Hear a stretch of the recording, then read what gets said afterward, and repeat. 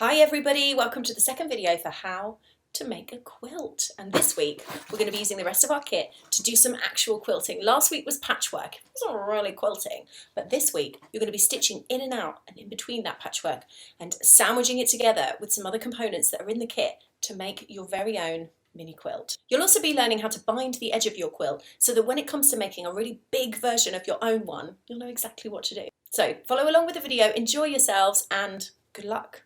You are fast becoming a quilter. Hi everybody, welcome back. This week we're going to be learning how to quilt into our patchwork sample pieces and also learning how to bind the edges of them to complete a miniature quilt. Everything you're going to need for this week's session is the patchwork panel the quilt block that you made last week. You need your needle and thread, the bias binding tape that's in your kit, some scissors, the wheel of pins, maybe a pencil and ruler if you need to kind of like smarten up your patchwork panel once you've quilted it.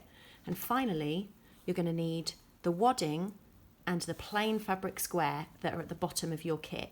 You'll be able to spot these because they are a square shape and they are at the bottom of your pack, same size. You'll need them this week too. The word quilting is the process of sewing together 3 layers of fabric with stitch.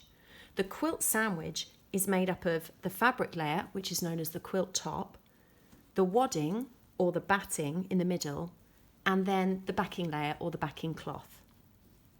These are usually bonded together using simple hand stitches by knotting or by sewing with a sewing machine. However you choose to do it, the stitches are usually very small and spaced quite close together to prevent the fabric from shifting over time and degrading the quilt.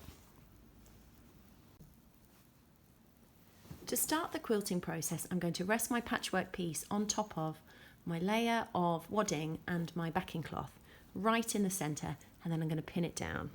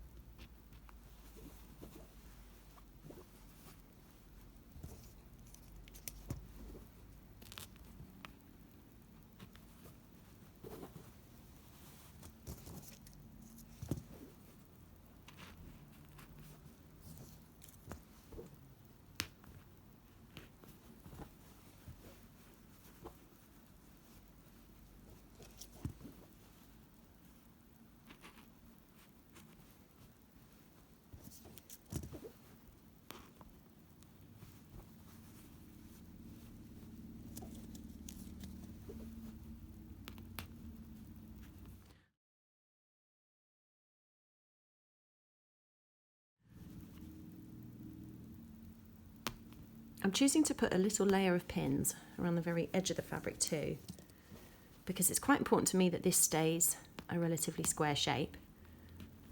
And with so many layers of fabric getting pinned, it's quite easy for them to shift. You'll spot that I haven't chopped down my fabric yet, because I want to do this after the quilting, especially if the fabric sort of moves while I'm sewing it. My quilt top is the most important shape, so I keep it as large as possible until the very end, and then I can trim it down before I put my binding around the edge to finish it.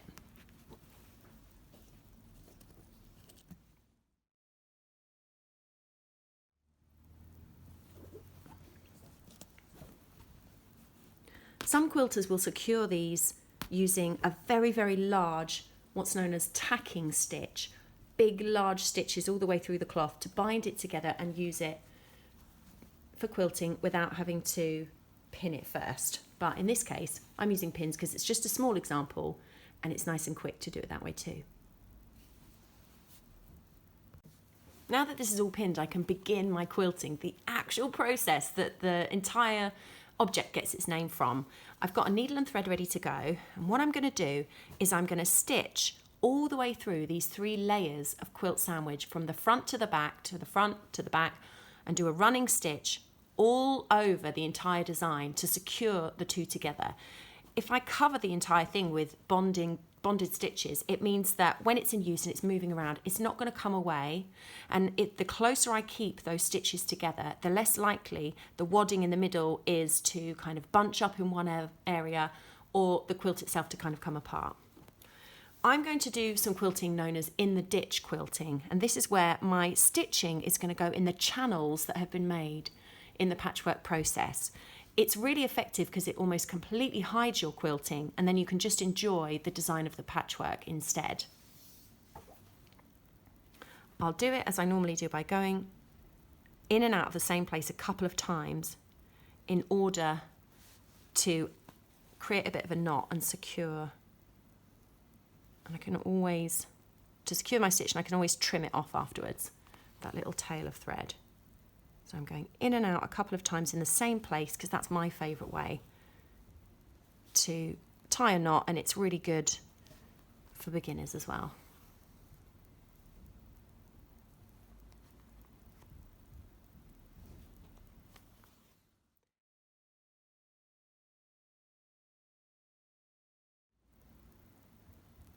Quite often quilters suggest that you start in the centre of your quilt, especially if you're doing a very large one, and work your way outwards. That way the fabric can organically fan out as you're stitching. If you were to start at one end and fan across, the fabric might shift in a way that you lose it off the batting.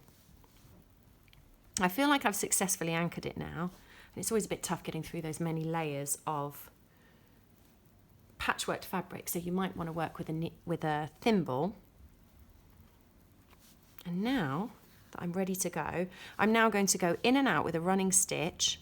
And in this case, because I want to do it quite quickly, I'm going to be quite fast in the form of a demo.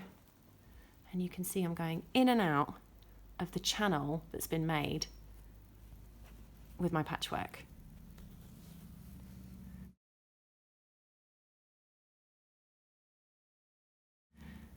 Now the stitches I'm making are just a few millimetres apart each time.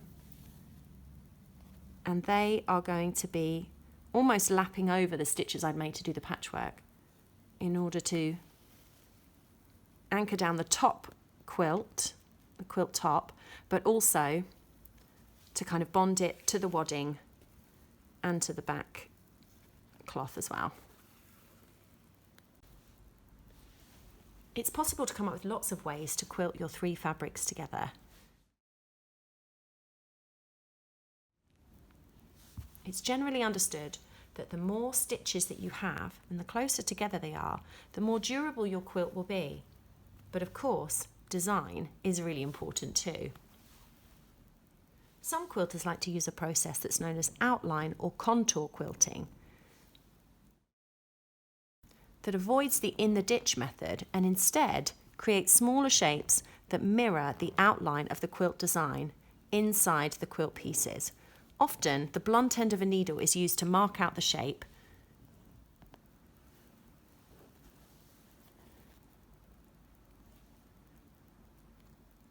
You can also use a dissolving fabric pen or a chalk marker to make this mark, as long as it's something that will disappear once the quilting has taken place.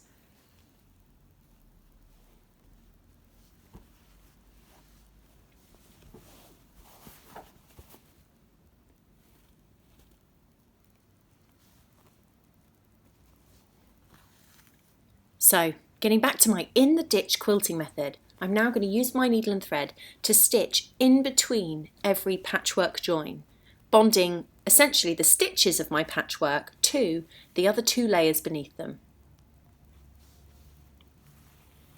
This will mean that your quilt is only as strong as the patchwork stitching that you've done, but as long as you've done these quite close together and fairly tight, you shouldn't have any problems.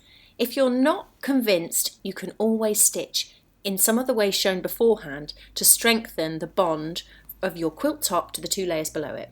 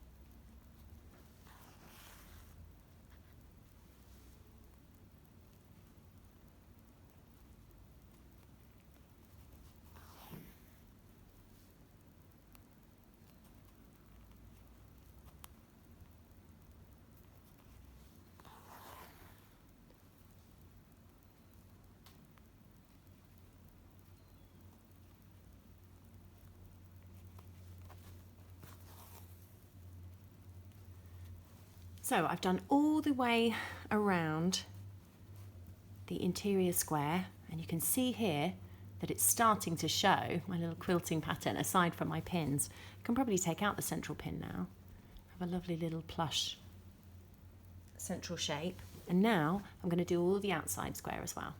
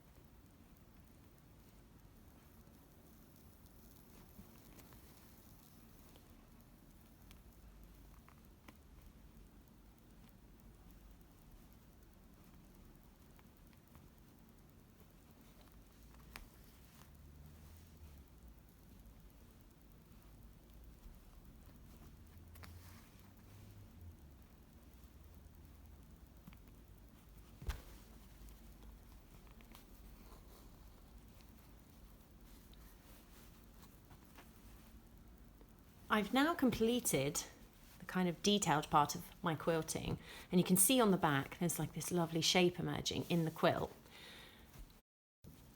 Some very clever quilters make a great economy of using the backing cloth as their binding. You simply make sure that you create your quilt backing cloth to be much bigger than the rest of your quilting piece and your wadding. And then at the end, you use it to kind of like do a little pleat and roll over. And then it's this part that you would do a running stitch, very neat, all the way along. It's what we call a slip stitch, where you just catch the edge and you kind of run underneath the join. You would go all the way along, and that would be the edge of your quilt. Now, I love that, but I wanted to show you guys how to do it with bias binding, because often people choose to use a kind of trim for their quilts to be a contrasting colour to the backing cloth. So what we need to do now is trim down our quilt to take off all of this kind of excess edging, and also to kind of straighten up some of our edges. Is this point that you want it to be very square, so you might want to use your pencil and ruler to get kind of a line of best fit. And remember that these edges, we want to leave a tiny little bit of seam allowance, so that when we bring our bias binding over the edge, it's not interrupting our design too much. So if you can, you want to make sure you leave a centimetre all the way around and trim your quilt piece down to be a lovely square. This part can be a little bit tricky, which is why it can be useful to draw our best square on top of our design in order to trim it down. But it is an opportunity to lose some of our wonkiness into the seam allowance. So you can see perhaps here is a place where my two edges are slightly different heights. I'm okay with that. I can either trim down the bottom one, or if I needed this one to be longer, a lot of it will actually get lost in the binding of the quilt. So you can always have your wadding or your backing to be slightly extended beyond your patchwork quilt top if you need it to, as long as it's a small enough space that's going to get trapped in the binding as it rolls over.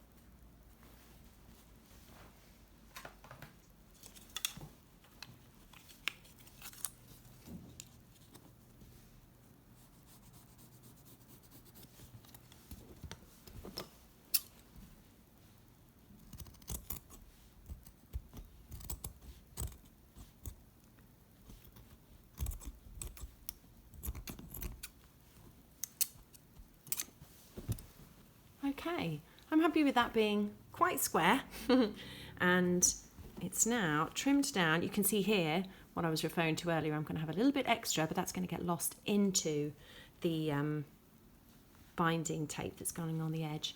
That is now ready to finish. To finish and bind my quilt, and the three pieces that are all together and ready to be edged, I'm going to get my bias binding strip, and I'm going to begin not on a corner, but just inside of a corner, about here, leaving a little tail to work with at the end. I'm going to unfold my bias binding on one side with what would be the front of it flat against the quilt top. I'm going to unfold it and put it flush against the edge of my quilt piece. And then I'm going to use the pins from the very outside of my little panel to pin it in place on top of the quilt top, going all the way through to the back.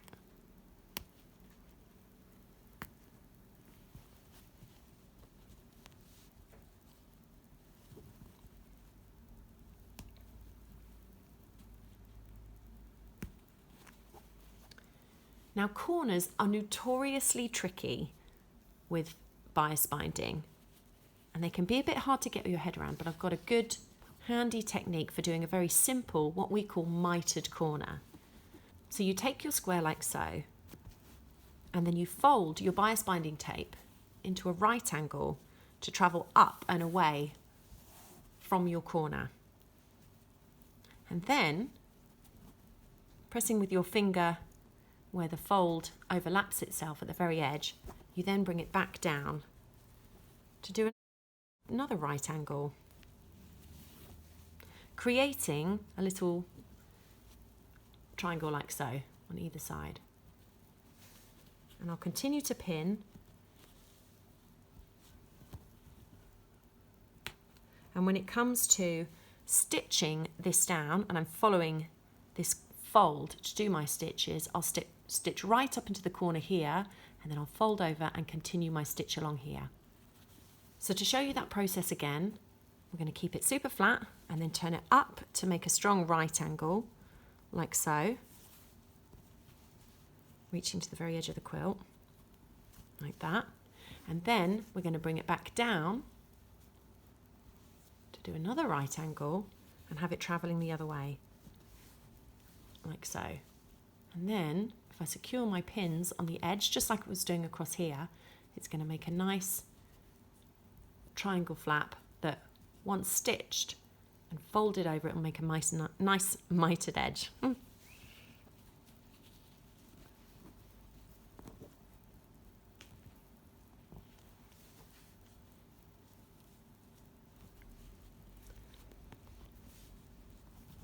So I'll continue my edging.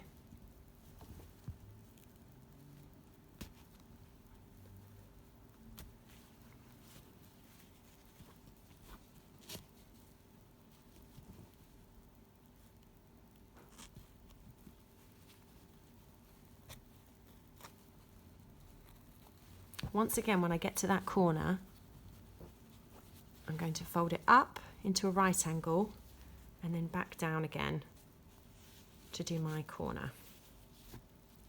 Once you've done a few of these, you can get quite a bit quicker, but it does take a bit of confidence, and it might not always be perfect.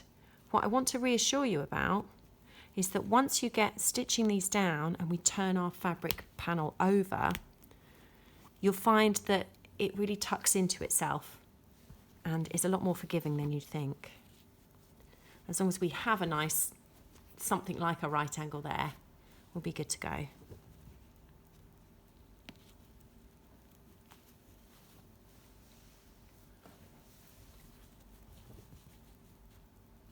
So we're still pinning all the way along, and we're pinning into this crease, which is where we're going to stitch.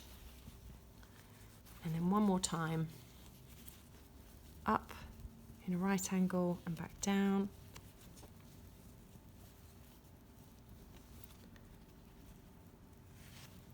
I've got to make sure here that my right angle is catching the edge of my quilt, because it does go a funny shape up there, and yours might too, and that's okay.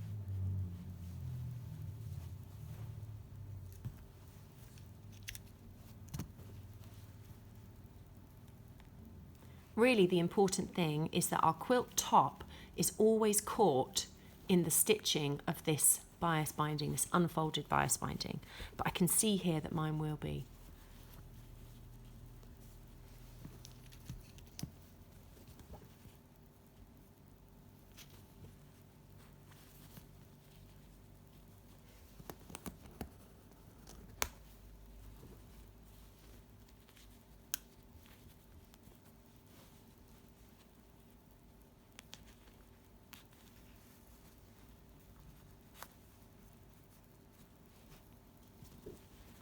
And then my final corner here,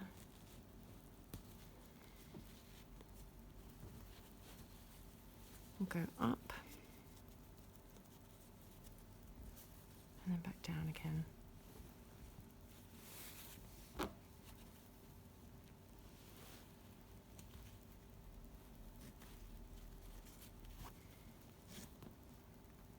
If you find your corners are going a bit funny, you can always pull them in a little bit by relaxing that corner and twisting it so that the angle starts earlier into the piece than you perhaps had initially done it.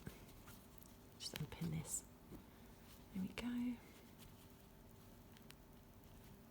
When you are buying bias binding to make your quilt and bind the edges of it, you always need to make sure that you buy quite a lot extra than you think you're going to need, because there's often these little edges and these extra overlaps at the end are going to take up some that you might not imagine when you're doing your measuring. The very last thing I need to do to have my two ends of my bias binding joined together is probably create a little stitch here so that I can then fold them over the top. But I have a little cheats way of doing it.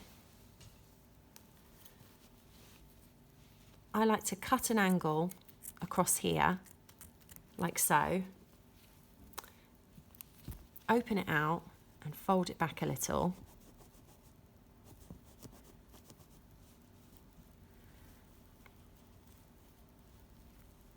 And then I create a similar angle across here where my two pieces are going to join. So I've let that overlap there, and then I'm going to trim the excess off this side as well. I don't need to fold this one over in the end because it's going to be lost into the binding that's come before it. So I fold that over, and then I place that here, and maybe I'll make sure that those seams line up, those folds. And now when I stitch this down, it can kind of blend together like this when I fold it over. It'll look a lot neater when I do it. Okay. The next thing to do is to thread out my needle and do a running stitch all the way along, probably quite small and neat, to bind the binding tape to the piece of quilted fabric.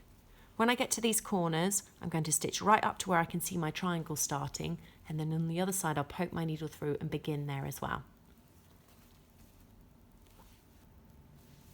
So if I start somewhere near a corner and I'm stitching in and out to anchor my stitch, to kind of knot it, I'm just doing a very basic running stitch, and you can see I'm stitching into the channel that's made by the fold of the bias binding. It's kind of opened away from itself against the fabric. I can take my pins out as I go. And I'm carefully doing a very small and neat running stitch all the way through the three pieces of quilted fabric and the bias binding itself. It's another great opportunity to just double check with yourself that your bias binding and its little seam allowance that it has here is always catching your topper, your top quilt, your quilt top into the stitch. If at any point I see my quilt top disappear under my stitch, I know that I perhaps need to slip my bias binding slightly down so that my stitch is always catching the edge of the quilt top in the seam allowance. So when I get to the edge, I can see through the bias binding, I can see my triangle of kind of corner of fabric. And if I had a very dark coloured bias binding, I could just lift it and see that perhaps I'd got, pinch an edge and see that I'd got to a corner. So I've gone in and out in the same place just a couple of times, just to kind of really get that angle really secure. And then I'm going to go through the other side and into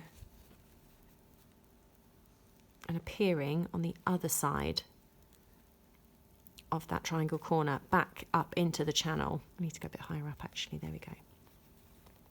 So if I take my pin out, in fact it might need a bit of manipulating to kind of get it at a nice right angle. There we go. And I've put the needle through from the other side of the fabric. You could probably go through the fabric at the top, but I'm just choosing to go through the back on the other side. So I'm not stitching anything down, not going to the end. Instead, I'm keeping this loose and free so that we can turn it over onto the other side when we're done.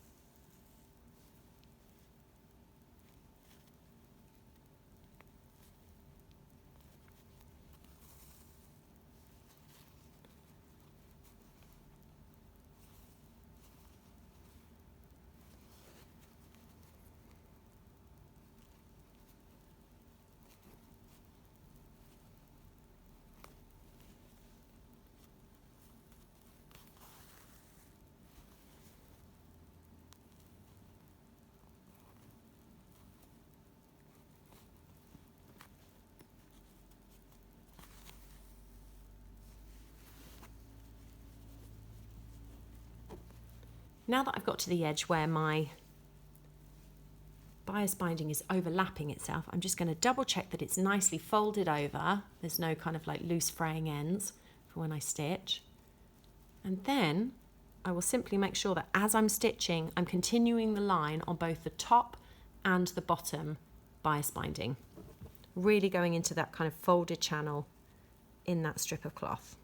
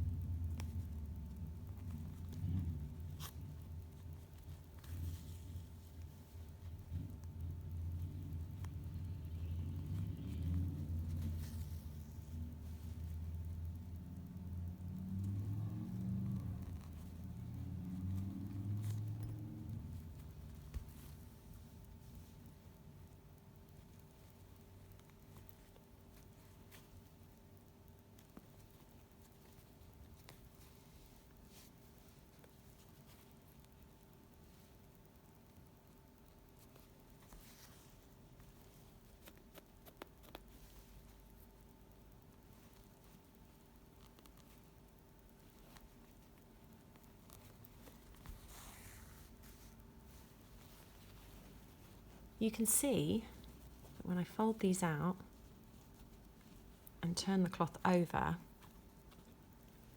the bias binding over, ultimately it will make a very neat join. That's cute.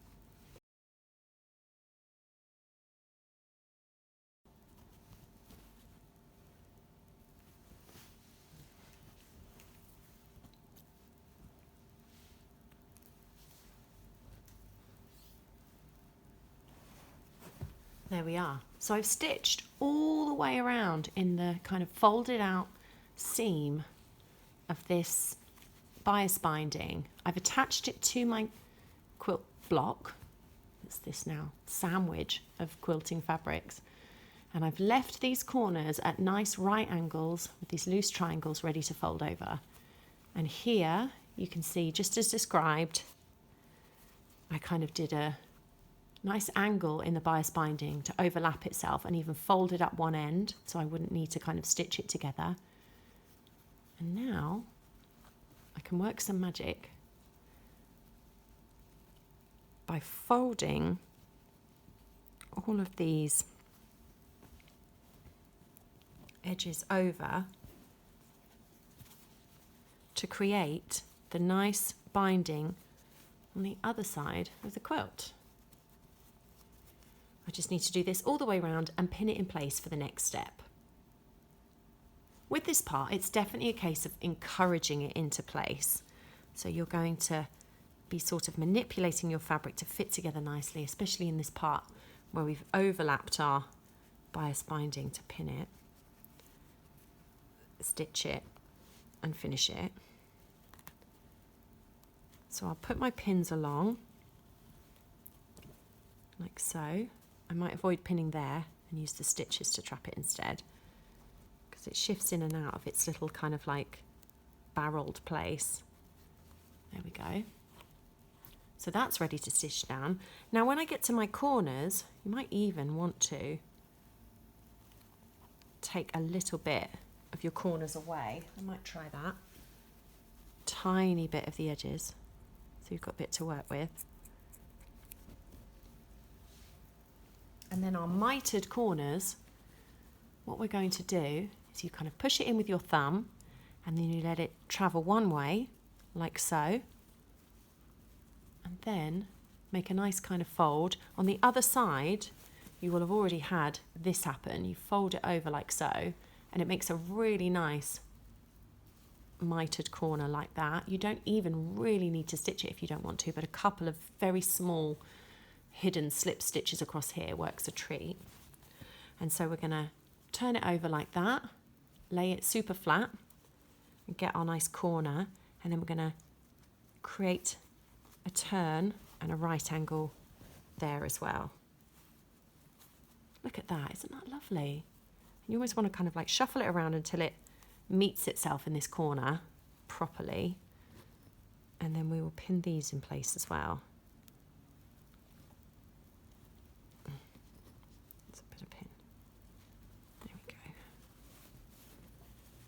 And I'll work my way along. If I need to trim a little bit more away from the edge, you can do that, or you could pull a little out from the bias binding, like unravel it a little. I like to kind of use the bias binding to determine how to keep it all the same size all the way along. I like to use it to determine, you know, where my fold over should be.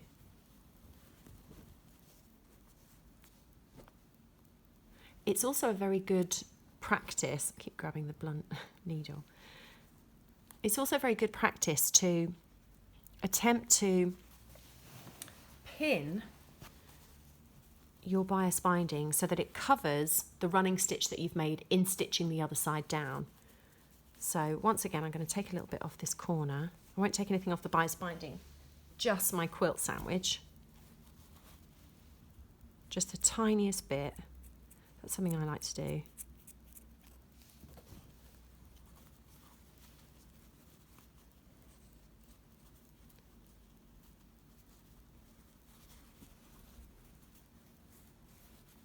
And again, just making sure that my binding on this other side covers the quilted stitch that I've used, the stitch that I've used to attach the binding in the first place. Some of the time the reason for this is because your backing fabric isn't going to match your binding, and so the thread that you might be using to attach your binding is going to be in contrast to the backing cloth. So you definitely want to make sure you're covering up that running stitch with this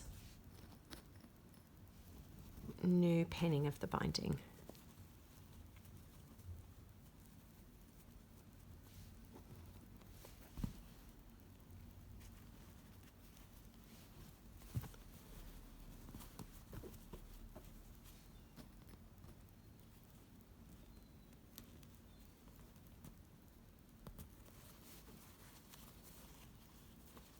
final corner here. I've got the most blunt scissors. There we go.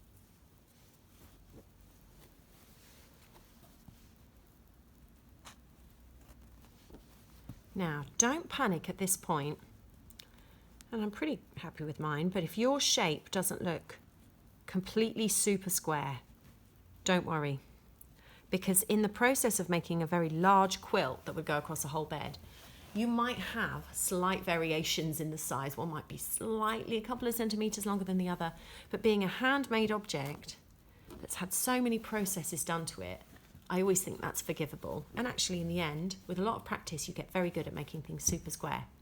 So all I need to do now is perform what's known as a slip stitch along here, where I'm using a running stitch to simply catch this edge and then sink into the cloth again.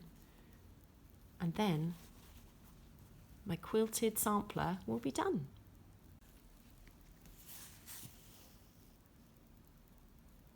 As usual, I'm going to anchor my stitch at the start by sewing in the same place a couple of times.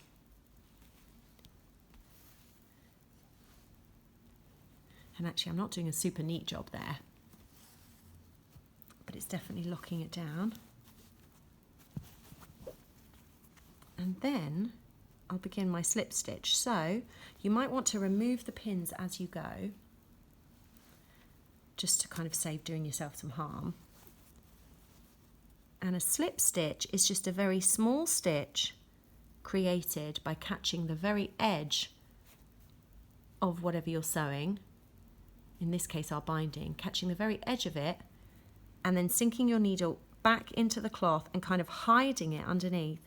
At this point we're not going to go all the way through, we're only going to kind of land it back into our backing cloth and travel along under the backing cloth and out in order to catch a little bit of the binding tape again. So if I do a few of those, a slip stitch just catches, it goes, sinks under the backing cloth without going all the way through, comes up to just catch a little bit of the binding tape. Oh, and a pin apparently as well. There we go. So these tiny little stitches just slip behind the fabric, they dart up to catch the binding tape, pull through and travel along, and that way you get some very tiny, and with some practice they can be almost invisible, tiny stitches. If you need to keep your pins in, you can always pin higher up.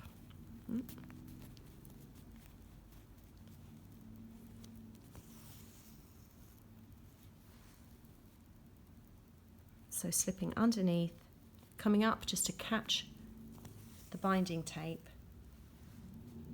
and then back in. I always like to do a very straight stitch from kind of top to bottom. Slipping behind, coming up to catch the binding tape with one tiny stitch, and then going back in to travel along again. These can be a very handy, stitch because it means that you don't have to worry about appearing in the front at all.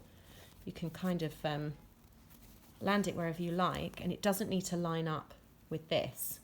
You could, of course, go in and out with a running stitch, but you would need to make sure it was coming up about here every time, which could be quite difficult.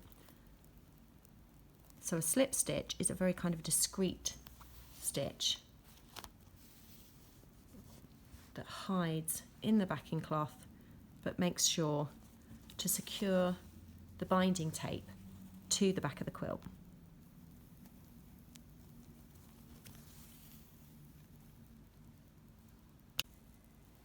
So there we have it, a quilted piece of fabric that's been patchwork to begin with. We've done our interfacing so we know how to stiffen up fabrics if we need to.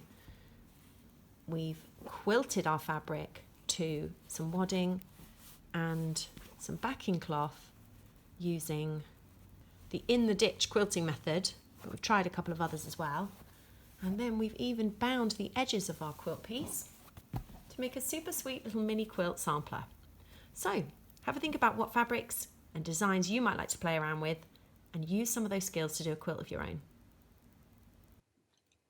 Well done! You have learnt nearly all of the basics required to make your own monster patchwork quilt. You know how to join fabrics together to make a really interesting pattern. You know how to quilt them together to make essentially a blanket, and also how to bind and trim the edges of them to finish your quilt. Now all you need to work out is what colour you're going to use to make your own, what fabrics you're going to pick, and importantly, what design you're going to do. But some of the videos we're going to cover in the next couple of weeks are going to help you with that too. See you then!